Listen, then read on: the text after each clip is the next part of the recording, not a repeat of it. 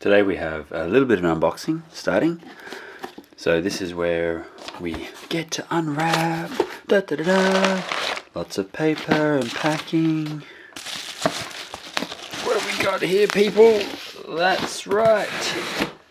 We are looking at a series of Victory at Sea.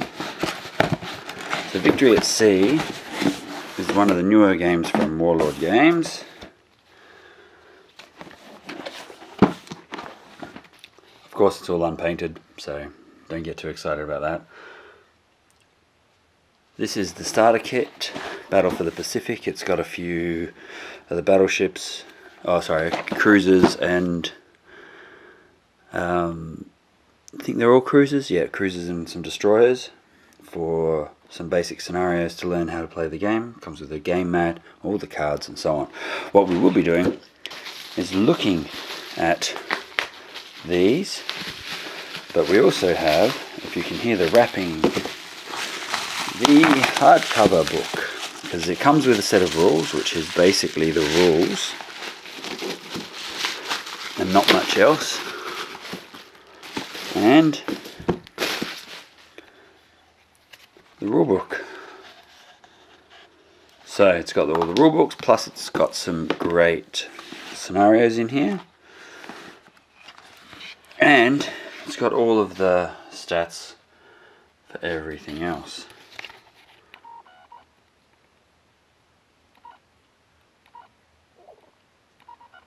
There we go, trying to get everything in.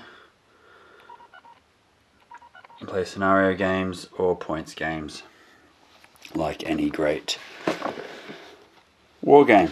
Colourful book, lots of cool stuff, scenarios, how to handle things, how to do moves. They got lots of great scenery elements, because that's all scenery. You've got aircraft carriers, building carrier fleets, and so on. It is spectacular, and that is something that we are going to look at. Now, the kit also comes with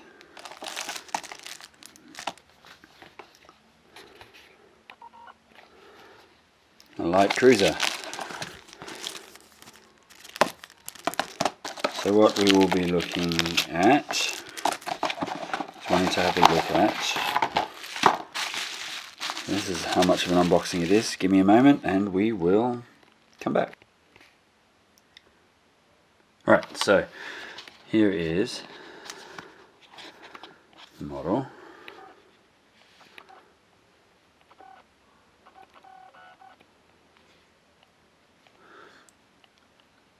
It's got the name at the front, which you can't tell. It's got the type of cruiser that it is on the other side. These are the guns, the bridge that all have to go on. There is an insane amount of flash, there's an insane amount of things to fix up, but that's fine. That is all good. The detail is pretty fine. I'm trying to get that closer there. I think that's right.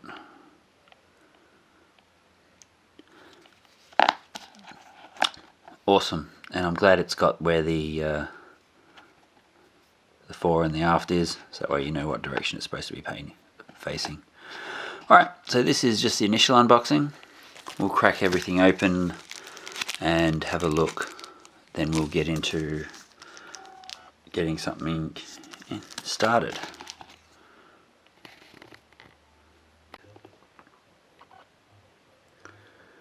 So continuing on with what we were doing before, Victory at Sea. I've made the fleets that came in the box, this being the US and this being the Japanese. So they are very, very fragile. Putting them together is very tricky in spots. So what I did with the what I did with the Japanese, base coat them in a Mechanicus grey, and then zenithal with some Wraithbone. Over here at the US, I came in with the Chaos Black, the Army Painter Grey, and then a very light dusting of Gracia from Citadel. So that gives them obviously just a little bit of a colour difference from each other. Still highlights a lot of the products. If we can really zoom in,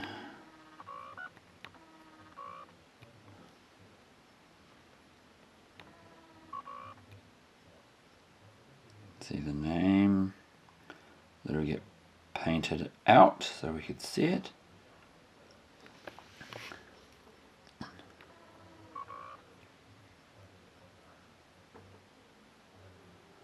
Makes it easier to see. And so on. So working with these colours, then that means that when I'm painting them up, they'll still have a slightly different tinge. And I'll do the same thing with English and the Germans when I get them. Now you do get a card for every single ship, as well as all the bits and pieces they come in. Each ship base has then a sprue which usually includes some of the larger guns or some of the extra pieces that are around. Like these little things here which are hard to sort of get into. There's a lot of those. I don't quite know what they're for, but they're cranes and things, so I guess they're for ships, boats, or I don't know, seaplanes. But I got my 6 cards for my 6 Fletchers and all of my destroyers. I did only get 2 cards for my 3 of these guys. No! But anyway, that's alright. I have heard some horror stories about people getting half fulfilled sprues, and in terms of other manufacturers, I've heard and have received a lot worse. So at least it's just a card, which isn't so bad, that we can do. We can make arrangements and changes on that. That's fine. Just a little annoying, but as annoyances go, I'm glad that's the only hiccup.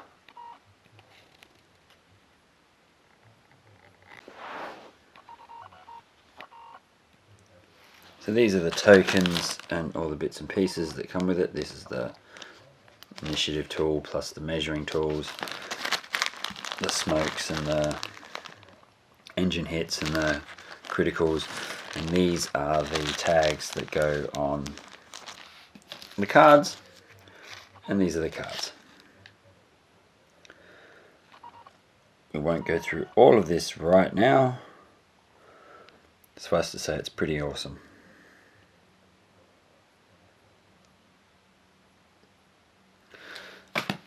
And the dice, which we've gone through before.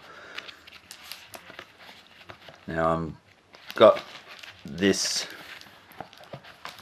the seas, the 2 maps you get for these are insane. So I heard someone say that they were AO size, which means that they're huge, but they're brilliant. I have unfurled them and they really came out looking good. That's it, obviously at the back of the box. Do we have dimensions? There we go, yep. That's why we say AO. It says it right there. AOC mat by 2. So that's huge. Massive. Folds up into that, which is fine. Cards, ships.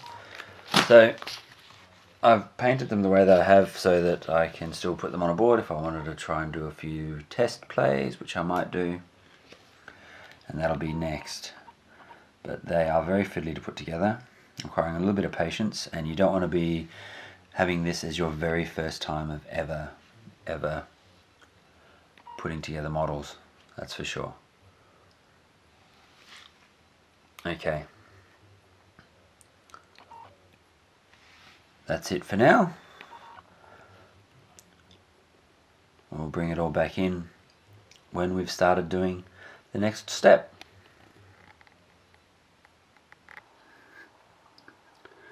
So let's start by looking at one of the cards. This is the Mogami class heavy cruiser, as it says. It's got 30 hull, so your top piece there at 30, you would have a bottom marker at 0. As you take damage, you move the markers appropriately. So you take 2 damage, goes to 28, you would move the slider to 20 and then bring the slider over to 28. It's rather a little ingenious method of doing it, because every card represents a ship, and every ship's got their card and so on. We have the type of ship that it is, cruiser, flank speed 7, meaning that it moves 7 inches. Armor 3+ when doing damage, it's like an armor save. Then you've got your hull points. The 30 is the full, and then at 10 it becomes crippled. Not every vehicle has the same ratio, sometimes they're more, sometimes they're less, but you'll have the first number being the total number of hull points before it's overall sunk, and then 10, or the behind the slash, being the cause for serious and critical damage. A lot of other effects come into play. The agile means that it moves 1 inch before it can turn. Under normal movement rules, you have to move at least 2 inches forward before you can make a 45-degree turn. With the agile, you can move 1 inch. So your turning circle will be tighter if you wish to try and turn fully around. Aircraft 3, that refers to spotter craft. You can have 3 craft launched, and they have specific rules as well as the silhouette of the ship. And you have here the number of points. Points become important when you're doing the points match, not so much in the historical. And what you will find when looking through the historical is that pretty much, they're not a lot for them to write home about. Points wise, an equal footing on the table, absolutely. Like, they are competitive as, but in an historical sense, they were just out-manufactured in this instance. So we have here the turrets for the guns and the weapon systems. It uses the Royal Navy indicators, being A, B, then Q, R, I think it is, T, and then it goes to X, Y, possibly Z, I think. People will correct me or they'll know. But the A, B and Qs are the 3 main guns at the front. Then you've got 2 guns at the rear for the XY. You have there the arcs. So little arrow pointing if that's the direction the ship is moving. You've got 3 guns that fire in the forward arc, 2 guns that fire in the rear arc, but then in terms of port and starboard, you've got a nice broadside action happening. Then you got the stats. Point blank. Short. Point blank gives you bonuses to hit. Short range. Then you get to the negatives to hit, which are in the long range and extreme. There are some ships that shoot beyond the 30-inch limit, and that's like over the horizon, and you need spotter craft to be able to see those, and that's what the aircraft is for. The attacking dice, so when you roll for an attack, you roll with the 2 dice, the 6-sideds, and then you have a number that you need to beat. If it starts at 4, moves up, down, depending on the situation, and that tells you how many shots actually hit. Then you have to roll for damage, which is with the damage dice, and every hit is 1 die. So you roll, so if you're in the forward arc, that would be the 3 main guns, 2, 4, 6. So 6 dice roll if you're using all of them. And let's say 2 hit, then that would be 1 damage dice for each hit, and then you would have to beat the armor value, inflicting 1 point of damage for every successful hit. Some guns are mighty powerful and have up to 3 damage dice per successful hit. Then you'll have some traits which may or may not exist. These ones are zeros, but we've got here dual purpose, restricted, and weak. So the key rule to combat in this game is 1s and 6s. Any natural 1s miss, natural 1s fail to wound, natural 6s hit, and natural 6s always cause a wound. But sometimes they also cause a critical wound. If it's weak, you don't cause a critical wound. Restricted means that half your dice is the maximum you can spend on your port and starboards. So if you've got a 6 attack dice for the local guns, for the light guns, if somebody was in the fore or aft, you've got all 6, but if you're shooting to the port or starboard, then you've only got 3. A maximum of 3 for both sides. AA guns produce extra attacks versus enemy ships, enemy aircraft that fly over. And the dual purpose, you actually get to include those as well. That's what the dual purpose represents. Then we've got the torpedo tubes for every system. And each one of these is a torpedo system. You can launch an attack of up to 3 dice, but you have to use all the dice for each system. So you may only roll 1, but then you'll have to roll another 2 before you can reload that system. Why you'd only roll 1? Don't know. Maybe to spread the torpedoes and attack multiple ships, but you really want to hit something, you'll hit it. Then you've got the number of attacking dice, or they go straight to damage dice. And when you hit, you just got the same rules to hit. It's harder to hit with a torpedo, but then when you do damage, you do an obscene amount of damage. You don't roll to hit as such in the same way, and that's what that devastating rule represents. You just roll for the amount of damage you do. If you hit, you just do damage. Slow loading means you have to do one every second turn. So if you do all 3 dice out of this system, in the next round you could do all 3 dice out of that system. The first one's reloading, and then the second one back, and so on. Or you can launch all 6 because you've got 2 systems, and then you can't do anything the following, so then you have to do it again. And yeah, this one's got 4 torpedo systems, which is pretty cool. So that's roughly how that works. We'll go through a bit more on that. The points are interesting. The Americans start with 765 points if you look at the starter set. The Japanese are a little bit more than that. But yeah.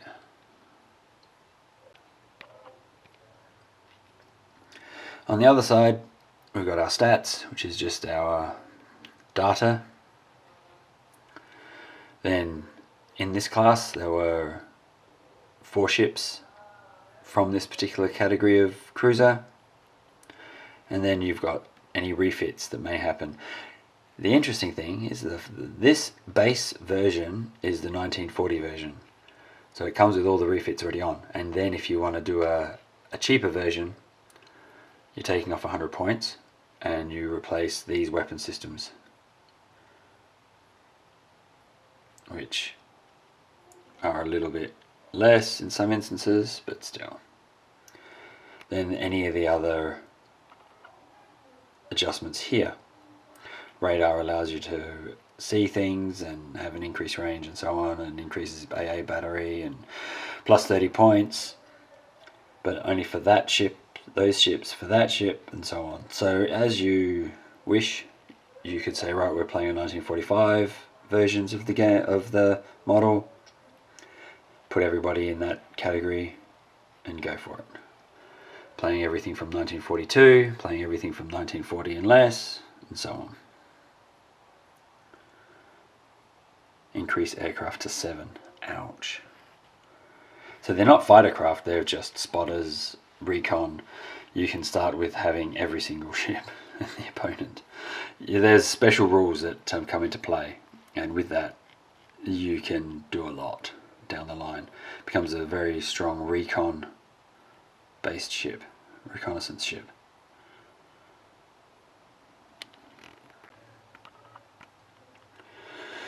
So by comparison, we have the Portland class cruiser from the US, 6-inch move, 3+.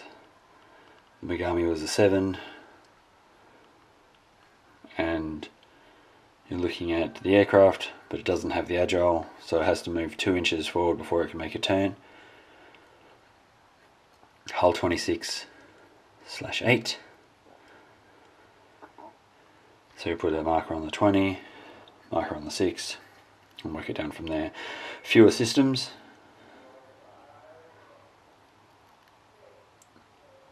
AB turrets at the front, X turret for the rear, light guns, and the AA battery.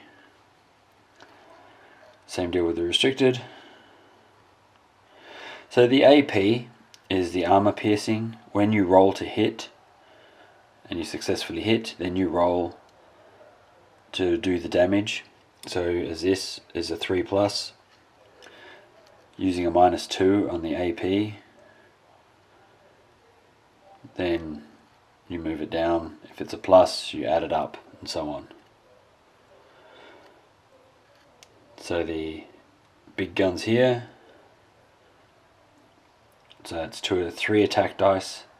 If they hit, each one does 1 damage die. So potentially similar enough. Megami full forward was 6, 3 guns of 6. This is 2 guns of 3 apiece. However, if you had multiple targets, you may want to spread your fire. Anyway, broadsides, if there was a broadside capability, this is 369, whereas the Megami is about the same. I think it was 8 in total. Maybe 10. The Rangers. So the Americans didn't outfit their craft in the same way. This had more aircraft by default. Alright, so let's flip this over and have a look at the back. Forgot to mention there was 140 points on this one.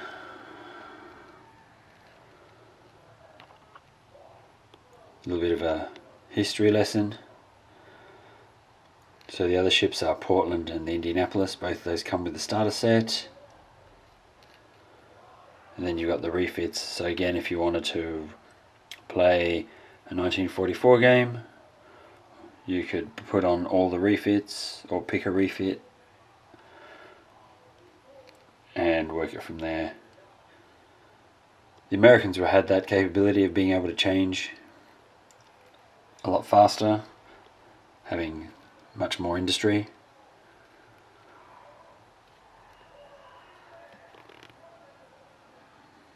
So anyway, so this is a card. It's pretty good. There aren't that many traits and rules and special things to remember. The most difficult ones would be Agile, where it seems to be one that seems to be the most easily forgotten. But everything else is all good. But the weapons, the gameplay for combat, we'll go through some of that and we'll work it all out. Show it all off and show off some painted stuff, and we're good.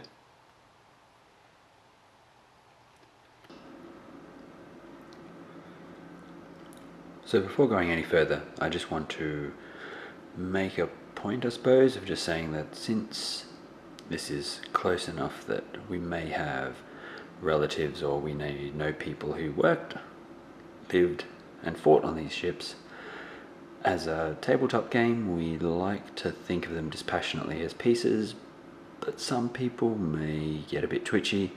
We just need to be careful, just mindful and respectful. But that's just something that we need to do. I have an uncle, as an example, that was on a sailor in one of the Royal Navy ships. It was torpedoed. He was fine, but you know. Some people, we're close enough that we have family or friends or someone that's serving. We may talk about topics as pieces and ships, capitals working better against certain scenarios and so on. We just need to be mindful. Just a quick thing. Alright, back to it. So this is the fully painted fleets from the starter set. The US fleet.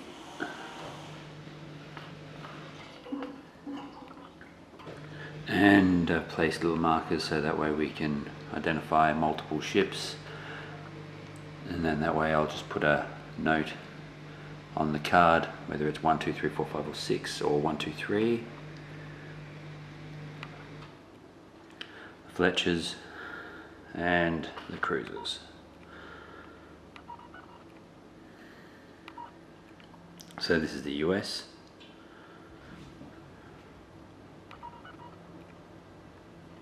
Done my best to try and hit some of this.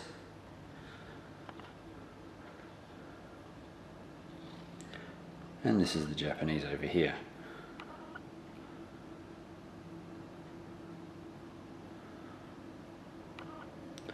So again, destroyer designates.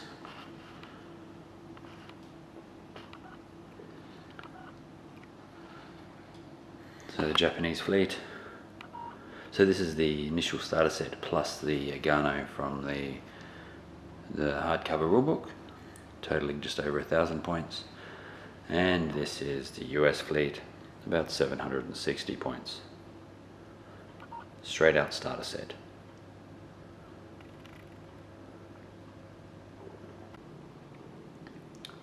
So everything in this game is based from line of sight on the main bridge, so it's handy to know where the main bridge is located, even from the point of view of firing arcs. So everything including the weapon system, so that's the 4, starboard, port, and aft.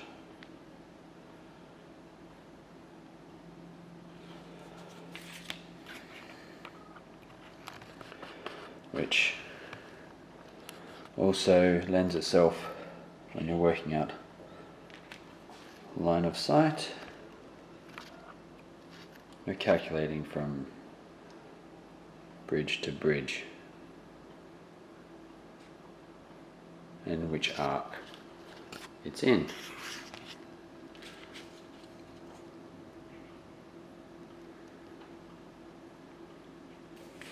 And so on.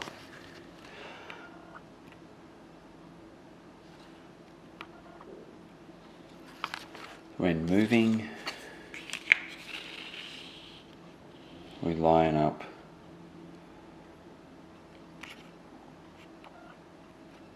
with the bridge.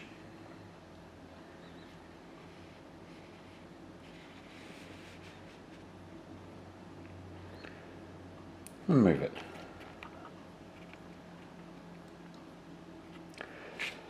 Turning. This is where we use this tool.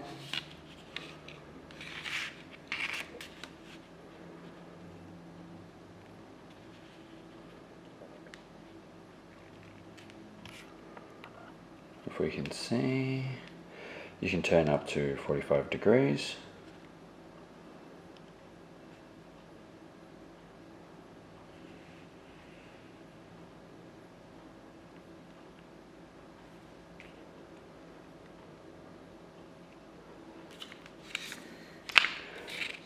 And move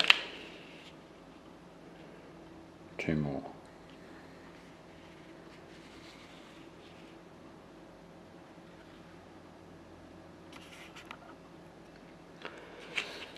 Then turn 45 degrees. up to 45 degrees, of course.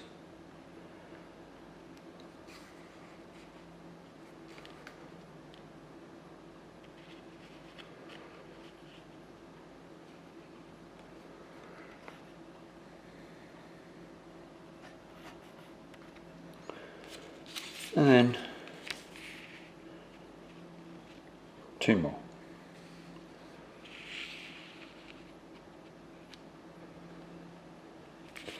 For the final turn.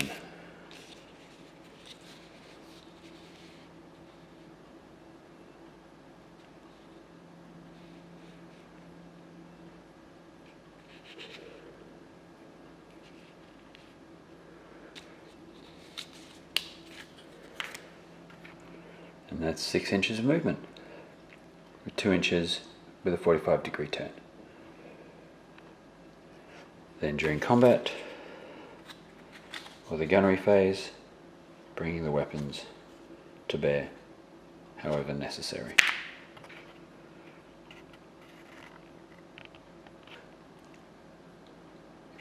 By comparison with a fast-moving ship,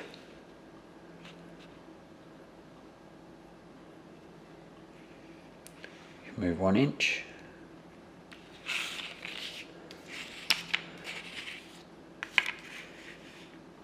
And then turn.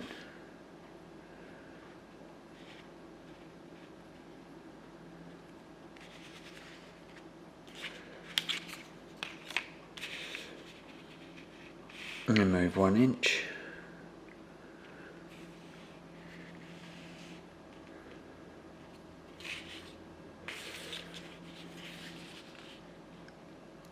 For the turn.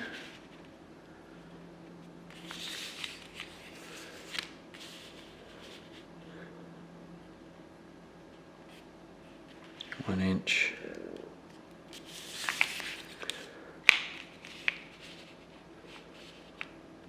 For the turn.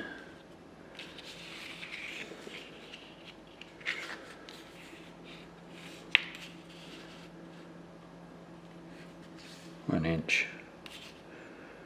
So you can see how agile, literally agile, these ships can be.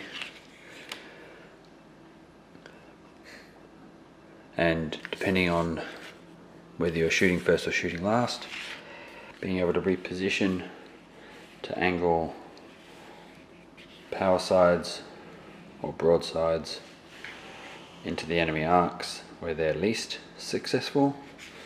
And this is one of those elements of the tabletop points versus scenarios. 280 points, 140 points. So this should do lots of damage to that and be in commanding positions all the time, or as often, more often. All we need is an aircraft carrier with 17 flights of planes.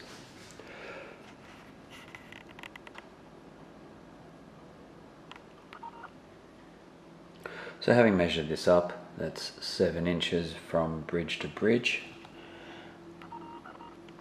From this point to this point. And solidly we're in the port side arc. According to the Megami ship, that's all the main turrets which will fire versus the Portland class cruiser.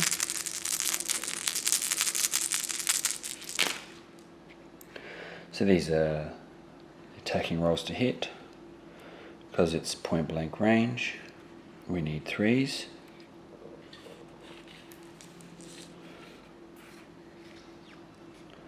And the damage dice is 1 per attack.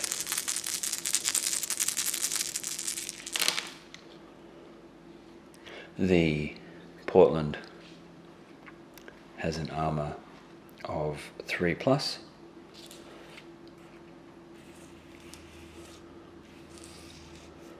And we potentially score 1 critical hit. 1, 2, 3, 4, 5, 6, 7. So 7 damage to the Portland, so it goes from 26 down. Rolling for the crit, which it is. Then we have a crit chart.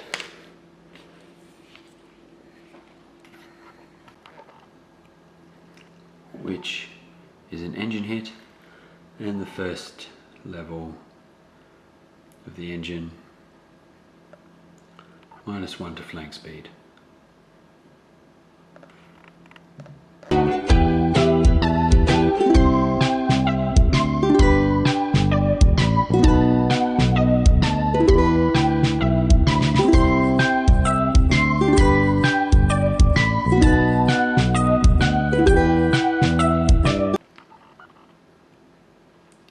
Which is crew. Now with torpedoes, you actually roll a d6, which gives you what level of damage is being done. Since they're both in number 8, we'll take the highest value, which is 5, which means that for the crew, it also takes an additional 1, 3, 6, and a d6 damage. For 9, it's sunk.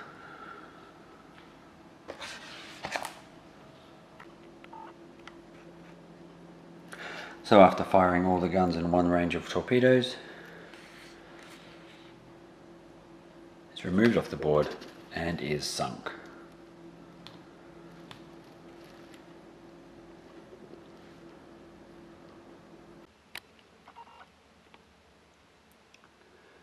One of the cool elements of this whole book is obviously the amount of history that's involved and the research that they've put into the ships and the conditions. But you also have these scenarios that you can play, which are obviously based on the standard scenarios. Trying to get these to have a look. So some of these are soon to be models, and some of them have just been released, which is always nice. They set up how to do it, what you're looking for, victory conditions, and so on. With all of this, you can move from the beginning of the North Atlantic, hunting of the Bismarck, the Mediterranean fleets, and so on. They give you the list of all the ships that you need, where they're located, how it's done, and the victory conditions. So the Royal Navy might have to do more damage than they did originally.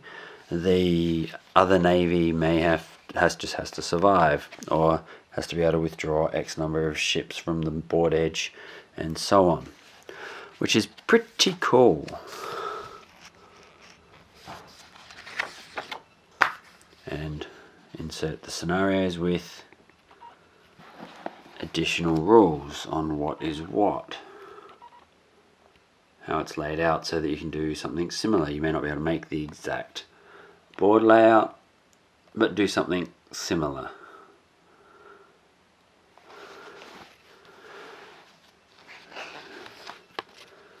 Battle of the Java Sea, Guadalcanal, and so on. It's all pretty cool. Some of the battles you've probably not even heard of, and didn't realize that X happened. You know, that sort of things happen between different ships and fleets, and so on. But anyway, it's all good. It's just an excellent way of playing. What you'll find is that there's so much on the side of some of the Allies, because in reality the British Navy outmassed the German Navy many times to 1, 3 or 4 times to 1, and the Americans were able to just produce. They may not have been high quality products, but they had a lot to put through. So this is where, once we've worked out how we're going to do a points match, how to sort it all out. Everything comes with a points cost, So notice I've jumped, because I mean, like, pretty much the main part of the game is the move and everything else, and that's easy. The scenarios just allow you to do some history, turn it into a war, like an historical war game. But this is where we go into the tabletop war game. Tabletop war game, including building a fleet, points cost on everything, and so on. So what we look at here, you've got to make a decision about how you're going to do it, because many of the ships have refits for different years, and some of the ships are hypothetical, or a couple of the ships are hypothetical, and some of them are not quite theoretical, but they just never really got anywhere. And that's what you've got to decide is, okay, are we doing it from a date? Are you just saying, right, I'm doing only 1944, 45, 1942, 1940s, and so on. So what I would recommend, especially if you're doing a tournament, is just run with the base data off the card. Especially once you're doing the tournaments. Tournaments, you need to be on a base level, you need to make it a little bit easy. Not easy, I suppose, consistent. And this is an instance of where you've got thousands of different variations for their variants. And they all do things, add plus 25 points for this, minus 25 points for this, minus 100 points. Because not all refits were about adding firepower. Some of them were about removing guns and making them faster, or changing the role completely. A lot of cruisers were turned into just big destroyers, so doing anti-submarine warfare and anti-air warfare, and so on. So there you go. Now, once you've got your points match, you have to figure out how many points you need to do. I've been toying with some ideas. The base units, you've got 760 points for the Americans, and we've got like about 800 points or 850 points something for the Japanese. So you're taking off a Japanese fleet, one of the Japanese ships, if you want to try and make it roughly equal. But once you get some of your reinforcements in, then we're starting to be able to build actual forces. And whilst you might have 2 or 3 ships of the same class, yeah, they'll still be a slightly different sometimes. But it's handy. So the Americans, like for instance, the New York class battleship is 350 points. And, you know, then obviously you've got like the Bismarck, which is like 600 and something. So it's huge, or 400, you know. You get lots of points for certain things. So a good points cost to begin with might be 1,000 points. And what you'll find in the points game is that you'll have probably more destroyers than you would in a scenario. Destroyers like to rock up and throw a few torpedoes and then disappear. And that's pretty much what they do, because torpedoes are just insane. And nearly all the destroyers are one shot. So this is the Clemson class, one of the newer ones. And you're looking at, you know, 3 dice for their attack with a torpedo. You're pretty much hitting on 6s, and unless you get right up close, and then they're just doing at least 4 or 5 damage, even if the, you know, and so on. So they're just doing lots and lots of hull with a chance of some high-end critical hits, causing some engines failure and damaging and so on. So they're torpedoes equal bad. Torpedoes equal bad. Ships, not the aircraft. When we do some carrier ops, we'll do another one of these videos and we'll talk about carriers a little bit more, and we'll do aircraft. They're handled slightly different, but you know, still in the same concept, but there's just a few slight differences. the game itself runs very easily. There's a little bit of making things up together, and as I said before, it's quite fine. And with that, you need to really sort of be careful and look after some of the pieces once you put them together. So there's the Bismarck with 450 points, which also includes the Tirpitz. And yes, if the Germans had at least another one of these floating around, it might have been different. And so on. So you've just got lots of guns, extreme range. You need lots of line of sight. There's a lot to take on board. There's a lot to actually do with strategy. And once you get a few aircraft up and running, and once you get an aircraft carrier, you're playing with the strategies of the different. You can really see why the Americans went with one option, which was carrier operations, and the North Atlantic lent itself to capital ships. So, but it's all pretty cool. Beautiful pictures, beautiful models, beautifully painted. When you paint them well, it's all really nice. Lots of detail, and we love the history behind all of it because we're tabletop wargamers, tactical wargamers first. And we love the fact that there is a good number of historical references that we can play with and work on. Alright, well, thank you very much. This is a nice breakdown, I hope, and hopefully I've covered a few things. And what we'll do from here is we'll get a little bit of action happening